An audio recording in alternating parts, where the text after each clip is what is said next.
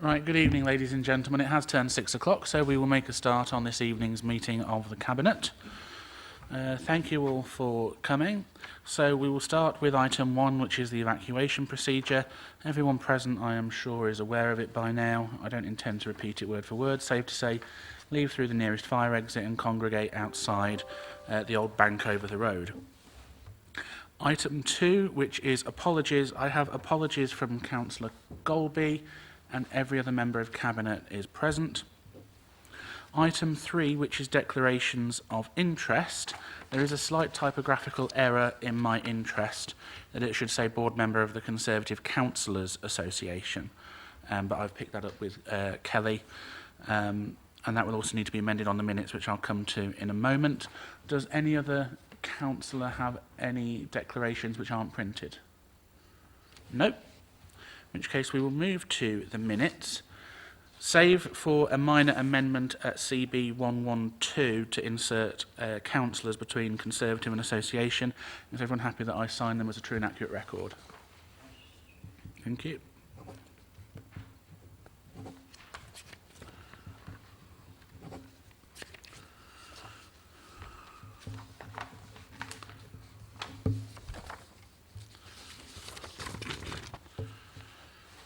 That moves us on to agenda item number 5, which is public consultation. I'm aware that Mrs Condacor wishes to speak on items 6, 7, 8, 9 and 10. I will take them all in the order that they are printed.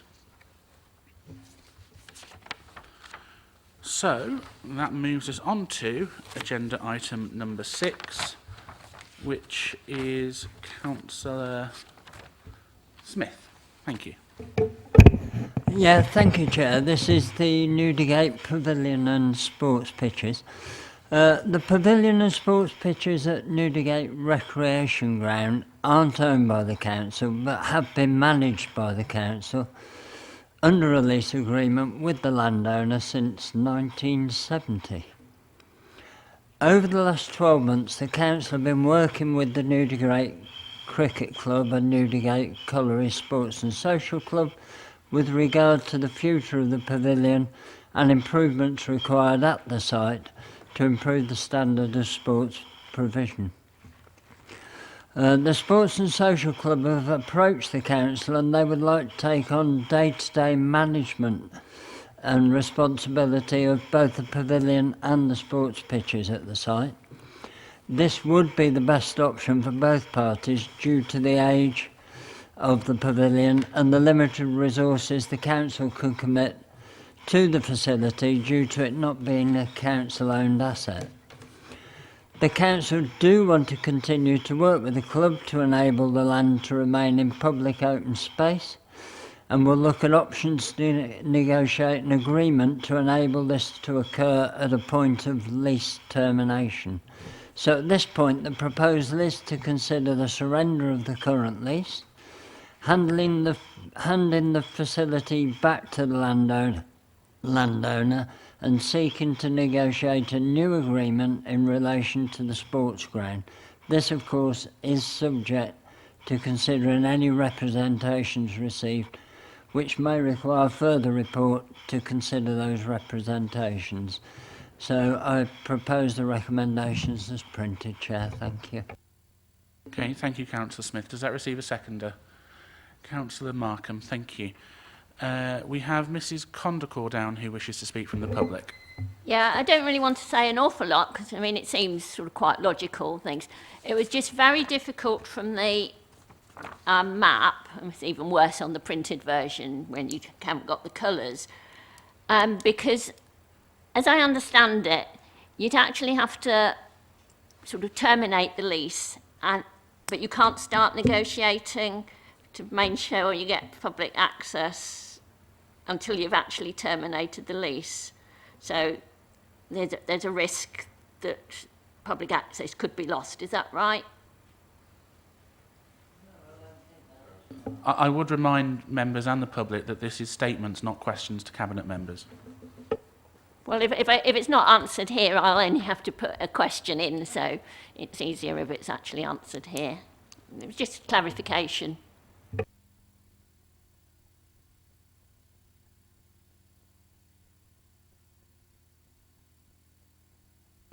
Is there anything that officers wish to comment on? I'm aware it isn't questions, but now it's been thrown into the public domain. Chair, what I can say is we'll be negotiating that as part of the overall agreement. That will form part of the negotiation with Nuneaton Sports and Social Club, Chair. I figured that was the case, but also it doesn't wait for a question at full council. It can be submitted through the council in the normal channels as well. Hang on. I know you want to get out the trapdoor quickly, Councillor Condacourt. At least let me ask if there's any non-cabinet members. I'll take it that you wish to speak as a non-cabinet member. Thank you. Chair, yeah. Also, not a lot to say, but it is useful to look at these land ownership things, particularly Appendix A on the back, which I think everyone will agree is appallingly done in black and white. But it led to a couple questions. The play equipment looks on Google Earth as it's on land that we don't own, so I'm not sure if that is right from my looking at the maps, etc.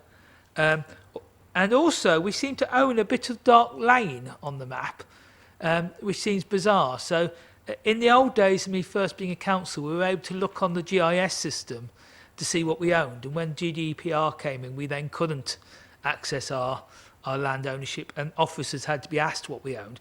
But it just seems really bizarre that the main road is marked as being owned by the Borough Council in that sort of long thin stretch on the left of the diagram. So maybe if someone could check that out. Thank you. Thank you, Councillor Condacourt. Can I leave that for officers to engage in correspondence with Councillor Condacourt to address that point? But what I would say, it isn't unusual for us to have play equipment on land which doesn't actually belong to us, but is in fact a long, complicated agreement. I would say see Griffin, Coton Sports and Social Club on that one. And also, as Director Hollis has pointed out, this is all subject to negotiation, and in order for us to start that process, we have to agree to break the lease and then progress with the negotiations on that front. And I'm sure that when it comes back to a future cabinet, that can be addressed at the relevant time. Any other comments from cabinet members? No, in which case we will move to the vote in favour of the recommendations. All those in favour? That's carried. Thank you very much.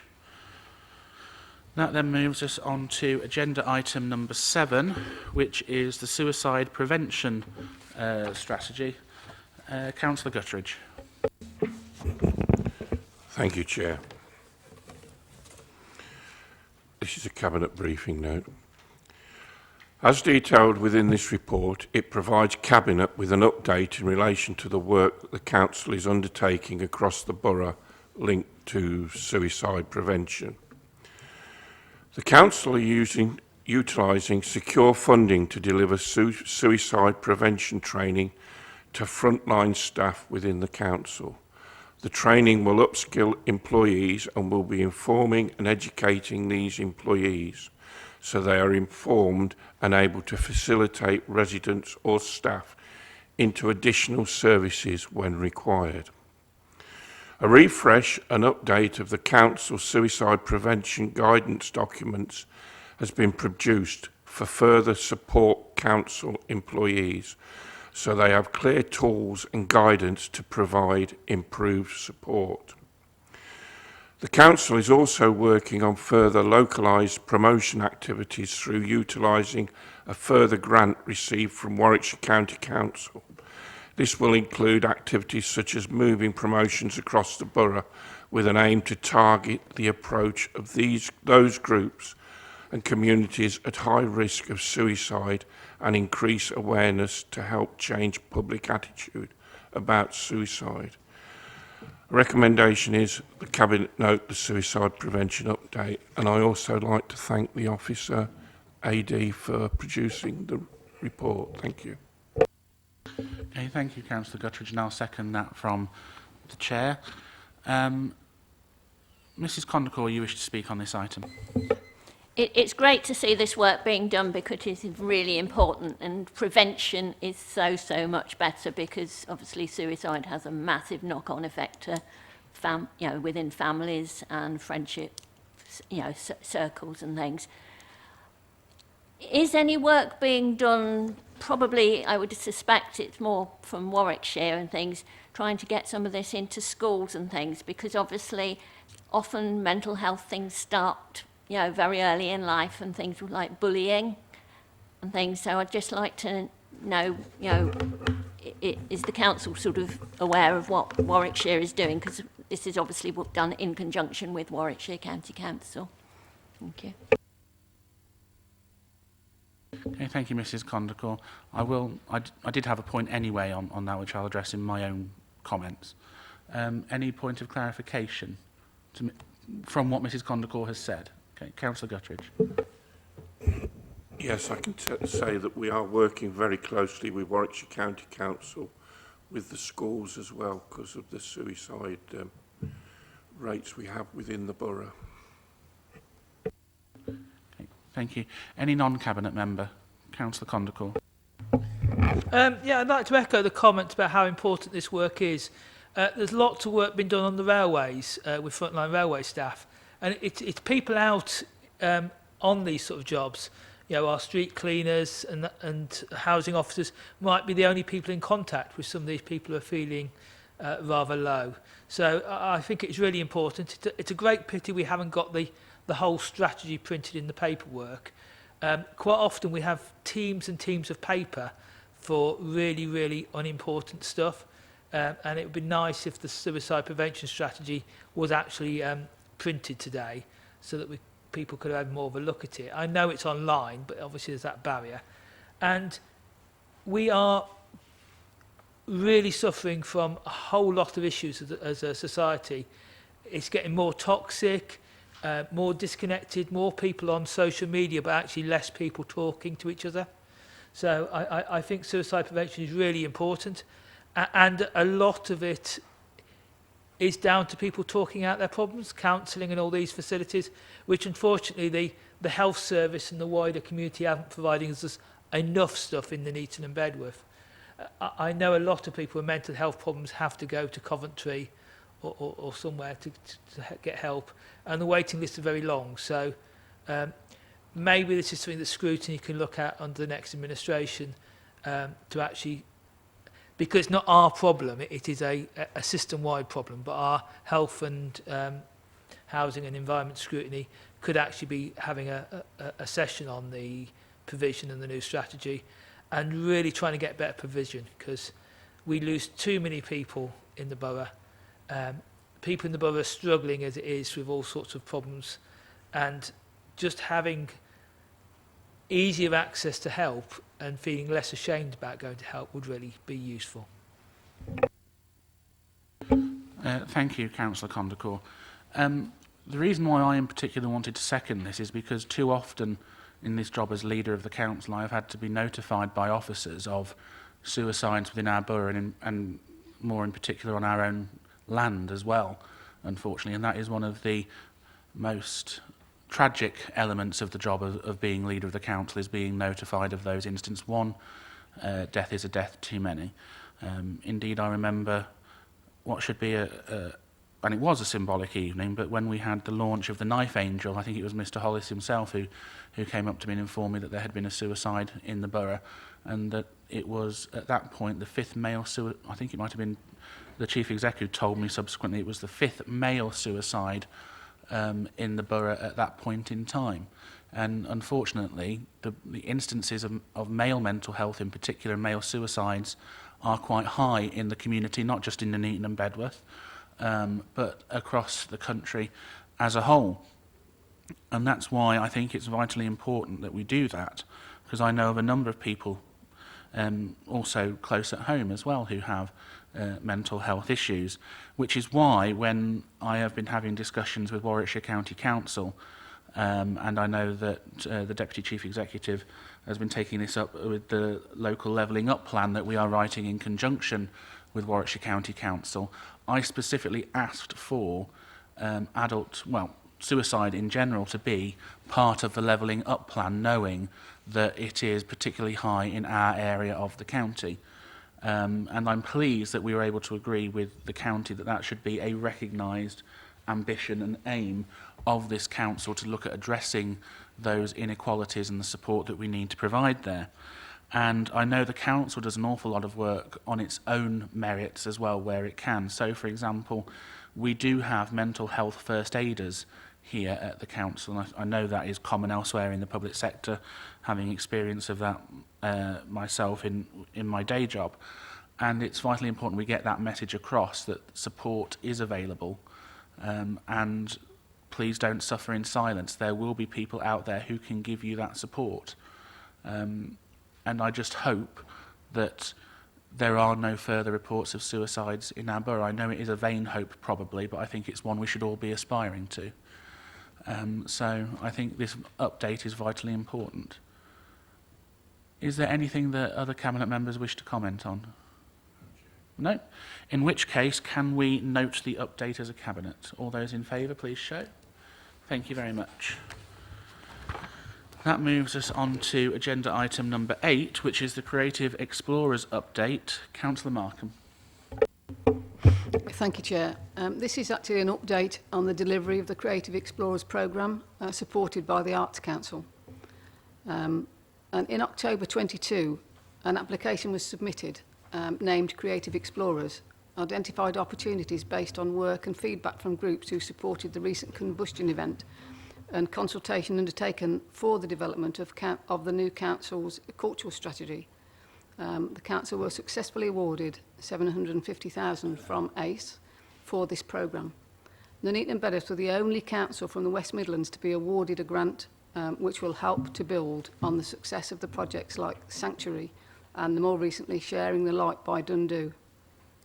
Both of these projects supported the local visitor economy through producing audiences of over 26,000 and 3,500 respectively. The budget for the project covers the 4 strands, which are the Project Combustion, Imagine Bamboo, Art in the Streets and Teach Make, with a focus on falling as much on opportunity to build skills, capacity and networks across Nuneaton and Bedworth.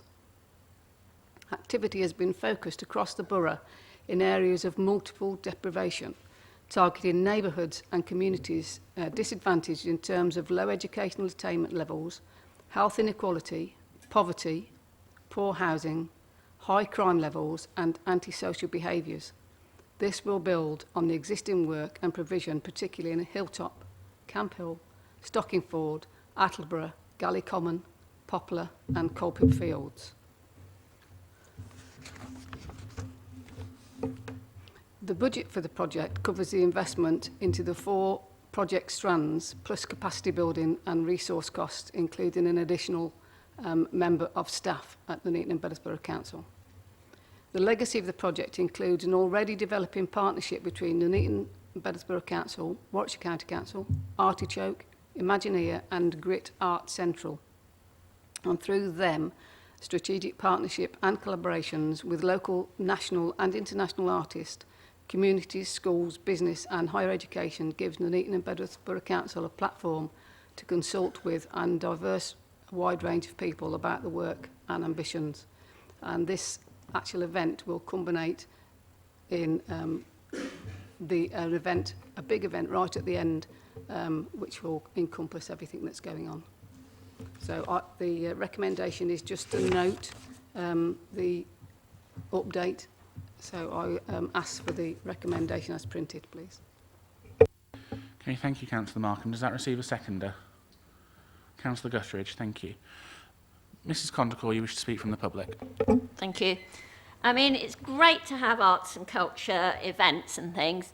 It enriches lives, it teaches cooperation, it's got all sorts of benefits.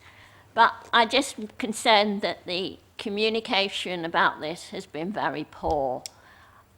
Maybe in part I'm not involved with schools, and I'm not in one of the deprived areas that's mentioned that it's been particularly targeted at. But I think most people in the borough would know nothing about it, and that is a crying shame. The launch events, the Imagine Bamboo and things, we did go along to. I can't remember how I just picked up one little thing on Facebook and I did try and share it and things. But, more than 300 people joining in. It should have been thousands. It was really tucked away around the back, a bit of Miners' Welfare Park that I didn't even know existed. And, you know, we could have get so much more if there was a lot more communication out to councillors. Please share it on all your, you know, media and things. In here, it's going to culminate in a mass participation event is now being planned for summer 2024. We're nearly at summer 2024. People need to know, to have it in their diaries. They need to know where it is, when it is, what's actually been, you know, proposed. Finding out about something a week before, for a lot of people, is just, you know, no good. They've got other plans already made and what have you and things. It's the sort of thing that we would plan around if we knew, you know, when it was. And on a separate sort of issue, it's great to get this money and what have you and things, but it seems to be sort of a bit contradictory that we've got all this positive stuff going on, and yet our lovely museum and art gallery is closed most of the time. This week I saw a sign saying it was going to be closed at 1 o'clock on Wednesday, Thursday, Friday, due to staff shortage. If you're encouraging art and what have you, it needs to be a sort of permanent thing as well as these one-off, you know, events. The Festival of Arts is holding their exhibition in Hinckley because they couldn't find anywhere in Nuneaton and things, and that's just a crying shame, because it won't get the same footfall from the people in the borough who then might contribute in future years and things. So there's an awful lot of things that we need to try and link up, and communication needs to be just continual. The council probably have put bits on their Facebook. I certainly haven't seen anything, you know, so it's, and Facebook and things like that needs to be drip, drip, drip, drip, drip continually, because people only catch, you know, the occasional bit. Thank you. Thank you, Mrs. Conticle. Any points of clarification on what she's said? Sorry, was that a point of clarification, Councillor Markham? Yeah, we haven't advertised the location for the summer yet, because we haven't confirmed the location or the date. As soon as we have, because it's all being done at the moment, then we will let people know. Okay, thank you. Any non-cabinet member? Councillor Conticle. I'd like to echo what my wife said. The bamboo event was really good and really poorly advertised. And councillors are a great source of communication. We don't get enough emails telling us all the wonderful things going on far enough ahead. I know we get occasional copies of the press releases, but I think getting councillors more involved in things as you plan them, in terms of, yeah, we've got this wonderful bamboo circus, or that time we had the lights event with the thing dancing around the mannequin automatons, or whatever you call them, with the sharing the light. That was it. But we do a lot of really good stuff, but we need to actually tell people more about it, and I think we aren't using all the tools in our armoury in terms of getting it out. Sadly, less and less people are getting the local papers and various things, and the information comes out so late. I'd really like a big revival in the arts. If we're trying to grow our town and getting more people wanting to live in Nuneaton, these events are really positive. They do create a feel-good factor, particularly like the bamboo event. It feels like there's lots going on if you go along and find these events in the park, but we need to communicate them a lot more. Thank you. Thank you, Councillor Conticle. Anything that members wish to come back on? I'd like to thank the officers for the work that they're doing on this. What I like in particular about this project is it is direct and targeted to the areas which are least likely to connect through to the arts and culture. We do have a difficult trade-off between what we can afford and what we can do, and that is why we applied for this funding, so it goes direct to the people who have least access to the arts and culture that we have. And the museum is still open. We have to cut our coat according to our cloth, and we still have to keep the frontline statutory services going, and we make no apologies for that as a leadership team here at the council, that we have to balance the books and stave off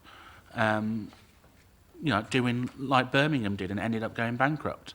We will not do that under this administration, but what we are doing is where we can connect people through alternative sources of provision like this, and with some seed funding from us, which we have provided, it gets a bigger reception and a bigger attraction to those who are most in need, and I think that is one of the direct benefits of this particular targeted intervention with local residents, and in particular the children. If you look at, for example, paragraph 4.5 of the report, it highlights a number of the schools and groups that have been worked with as a direct result of the work going on between us and our stakeholders. And I think it's important to note that. So we've got working with Eton and Higham Lane and Keggs, Aspiring Arts, the Sudden Impulse Theatre group. We've got the fact it's worked with Hilltop and Cadwell. Areas of extreme deprivation in some instances. And knowing that we have 17 of the 22 lower super output areas, the 17 most deprived in Warwickshire, I think that is a great testament to the work that we're doing. So I'm happy to continue supporting the work going through over the remainder of the 2-year period. So are we happy to note the report as a cabinet? All those in favour? Thank you very much. That moves us on to agenda item number 9, which is the Borough Plan Review examination in public. Councillor Smith. Thank you, Chair. The Borough Plan Review is now in its final stages, having been submitted to the Inspectorate in February. They've already allocated 2 inspectors to the review, and officers are currently working with them through an independent programme officer to arrange an examination in public in the coming months. With that in mind, some modifications have already been suggested by the Council to the documents following the responses from the publication consultation last year. It'll be up to inspectors to consider these suggested modifications and recommend any further ones they think are necessary in order to make the plan sound and legally compliant. The Planning and Compulsory Purchase Act specifically requires that inspectors are allowed to require any modifications they deem fit during that examination process. So the Council therefore have to give consent to the inspectors for them to provide modifications and to allow officers to agree these required modifications during that examination process. So it'll all be done on the foot. Without this facility, the inspectors could consider the plan unsound from the outset. So it's important we have it in place. The recommendation is therefore as set out in the report, so the inspectors are requested to recommend any modifications they deem necessary, and secondly, that these modifications can be agreed with the planning inspectors during the examination process using delegated powers by officers in consultation with the portfolio holder for planning. Any agreed main modifications will then need to be consulted on by the Council, and any responses will be fed back to the inspectors. Subject to the inspectors considering the plan sound and legally compliant, the plan can then be adopted by the Council. So I move the recommendation as printed. Thank you, Chair. Okay, thank you, Councillor Smith, and I will second that from the Chair. So we move to public speakers. Mrs. Condicle. Oh, okay. Any non-cabinet member? Councillor Condicle. I've been attending the public hearings for the Weddington inquiry, the Gladmans, over the last few weeks, and it really makes how important it would have been to have a sound plan that was done a lot quicker. A bit of this plan is a bit of the closing the door after the horse has bolted, because it would have been so helpful for this to have been done a year quicker. The process will go ahead though, and we'll try to get the best plan we can and make sure the modifications actually save more of our countryside and provide us more infrastructure, because what I'm going to be battling for in the revision of the plan is things like the Wellington Station entrance, the cycle lanes, the Stocking Forward Station. They're in our infrastructure plan, but they're not tied to be delivered. And this plan might be the last one we get for 5 or 10 years. So now is the time to battle to make it as green as it can be and as good for our residents as it can be. And I'm really confused by some of the statements, particularly when I've got a Tory leaflet came through and it said we've reduced our borough plan to less than 450 a year. I don't know if Councillor Smith has seen the leaflets going around in Milby, but I thought you were doing about 560 houses a year. Yet the Conservatives are trying to make out this plan magically reduces it from 1,000 to 450 homes a year. I'd be great if that is your new policy, because I understand we have built so many houses in the last few years, we really don't need to be building 560 even.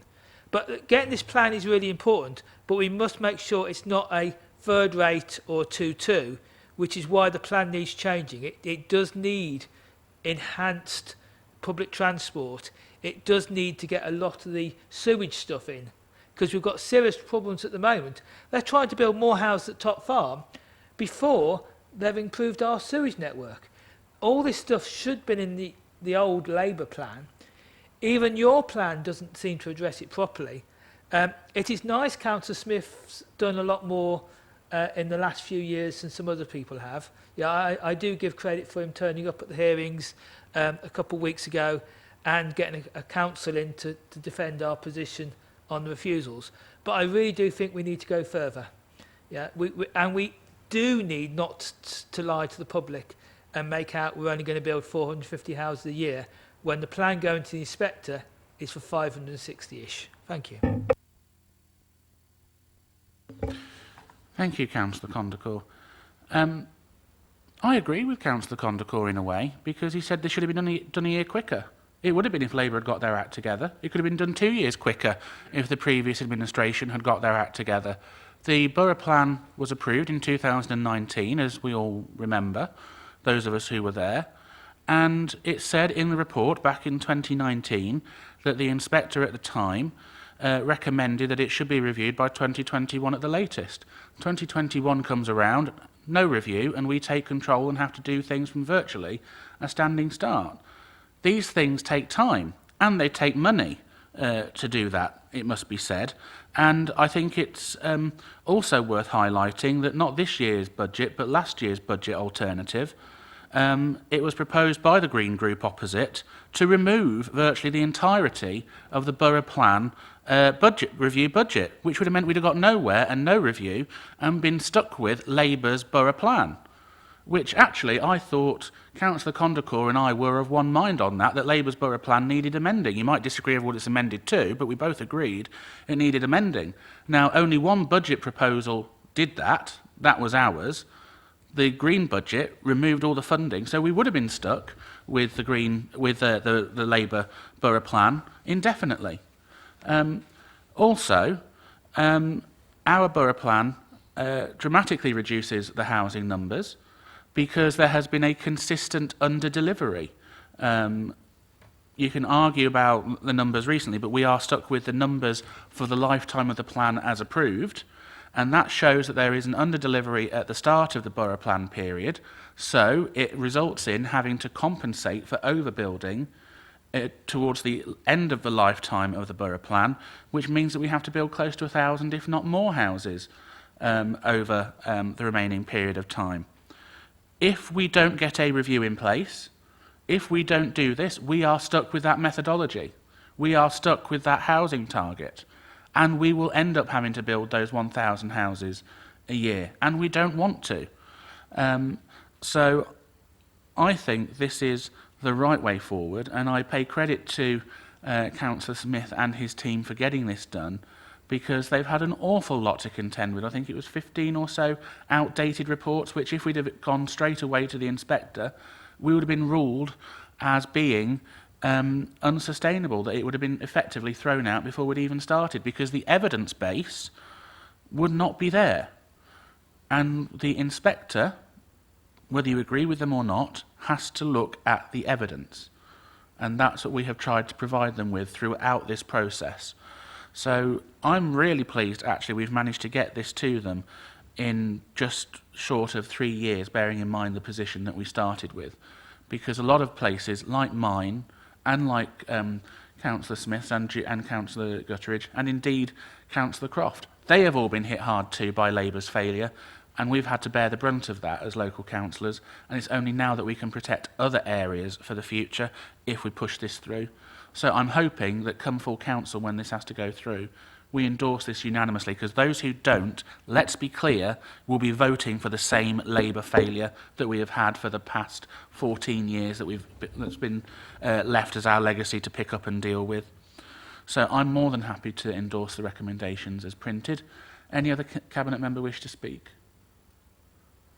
No?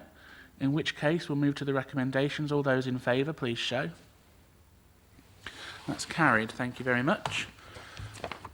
That moves us on to agenda item number 10, which is the Bedworth Town Deal Board, and that is my portfolio.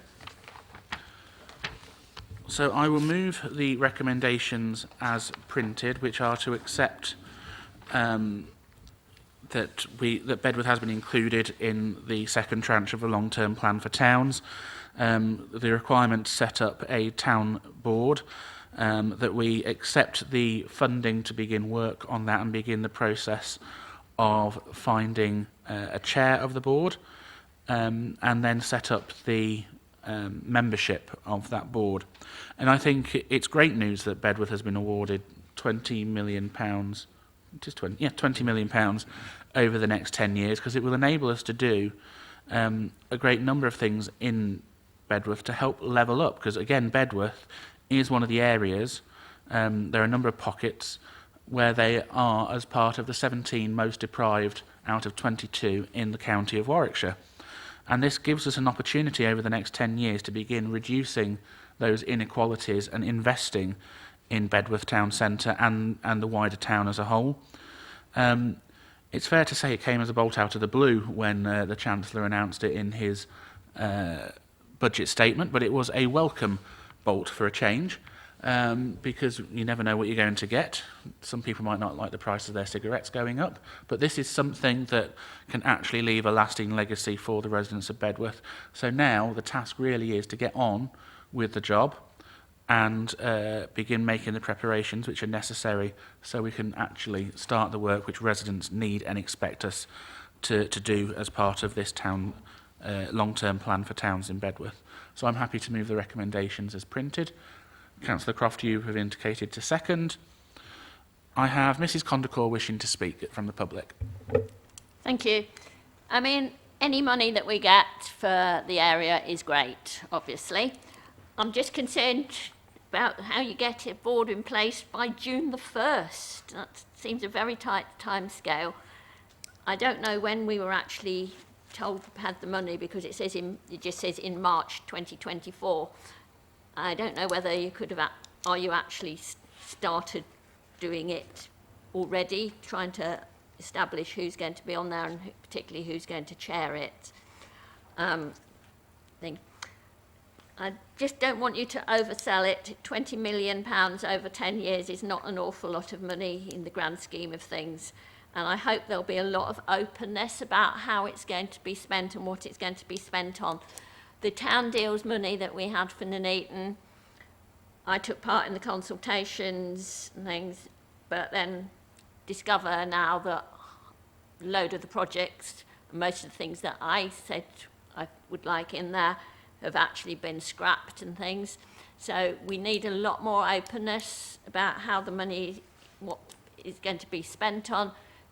It's all very well having the consultation things, but really then if the things change, like we've had much greater inflation and things, so that what you had hoped to provide in Nuneaton can't be provided, that there should have actually been some consultation back with the people of Nuneaton as to what bits should be cancelled, because I don't think you've cancelled the right bits, personally. Thank you.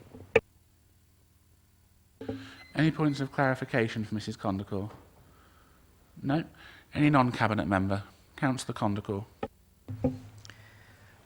Councils used to get a lot better funding, both the county and the boroughs, and there used to be lots of EU money around for various projects in deprived areas.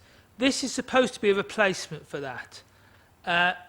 And we're lucky to get it. Some councils keep being mentioned that are going into financial difficulty, and they've had less luck than us, maybe because they've got a Labour administration and the Conservatives haven't given as much money to Labour-controlled areas. But we are lucky we've got this up to 20 million.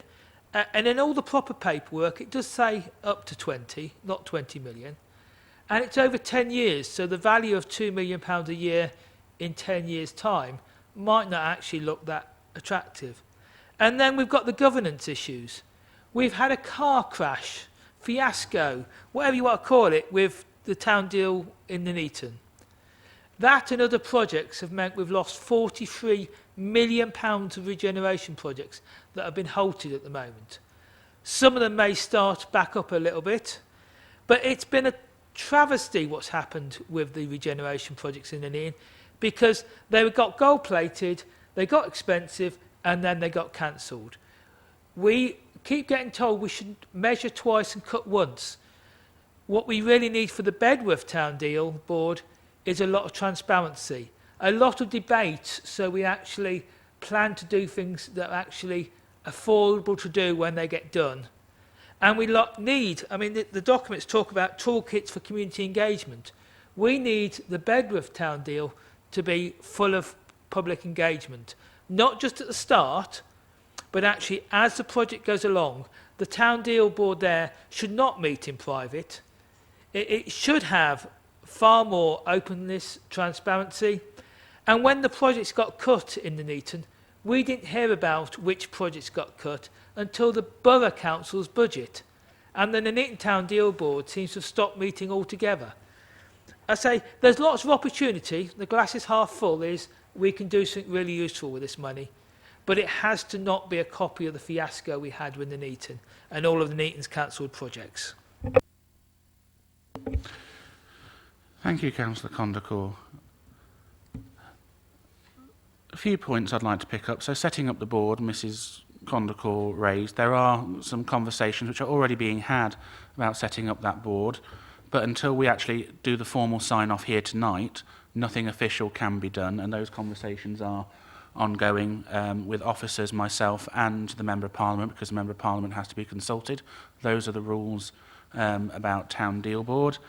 £20 million is not a lot of money. I would respectfully disagree.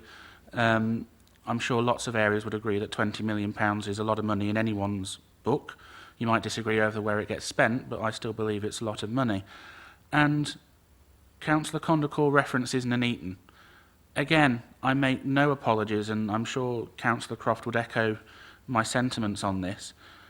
We will only pay for what we can afford. We will not engage in pet projects, which is what you could argue some of the original submissions were as part of the Nuneaton Town Deal Board. Ultimately, it is Nuneaton and Bedworth Borough Council who spends the money and is the accountable body. And if that at any point risks the financial security of this council, we will not hesitate to pull the plug, because that would mean that services for all would be in danger.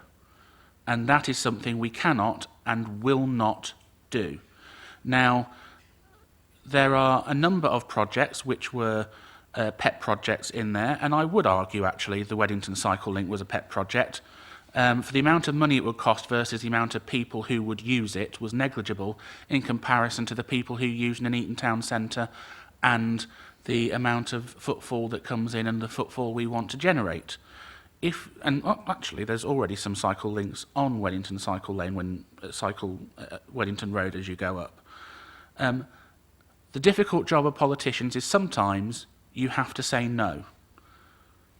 That is being a responsible politician, because if we say yes to everything, we will be bankrupt. And that, again, is what happens in authorities like Birmingham, where you say yes to anyone and everything, and then you end up not being able to afford it. You do have to measure twice, cut once, or cut your coat according to your cloth. And what we have done in Nuneaton is prioritise the big strategic items, and they were never ever gold-plated. That is a fallacy to suggest otherwise. And in Bedworth, it will be exactly the same. If we cannot afford it, we will not take it through this council. We will consult with the community, and it has to be community-led. But the community also has to be advised of what is feasible, doable, and responsible. And we will not back away from having those necessary conversations. We want this to succeed, but we don't want to bankrupt the council in the process. They have to be affordable projects. You couldn't, for example, want to go and build something which would ultimately cost £30 million if you've only got £20 million. And I do actually find it slightly galling, actually, that we're criticised for cutting money out of a budget when we've had consistently over near enough 3 years now the Green Party opposite saying, well, you should borrow the money now because it's cheaper. That's illegal. We can't do it under the financial rules. And also saying that we should spend the money, and then saying we shouldn't spend the money, and it's a tragedy we haven't spent the money. There's 3 different faces all requiring 3 different sets of makeup. You can't do everything all at once. Which face are you going to put the good makeup on? Whichever one you happen to want to be telling the public. We're telling the truth. We are actually telling the residents what needs to be said so that we actually get something that is necessary for our town. And I think that's vitally important that we do it for Nuneaton and in Bedworth. So I don't shy away from making difficult decisions. Any other Cabinet member wish to respond? No? In which case we move to the recommendations as printed. All those in favour, please show. Thank you very much. And that moves us on to recommendations, I believe it is, from overview and scrutiny panels. There are none. Agenda item number 12, which is any other items. There are no substantive items, but I would like to say, seeing as this is the last Cabinet of the municipal year, thank you to all the Cabinet members and their officers for the hard work that they have done. It has been yet another trying and challenging year, as always, but we have worked extremely hard in very challenging circumstances, and I think everyone deserves to be recognised for their hard efforts. So I would like that formally recorded in the minutes, please, regardless of what happens on May the 2nd.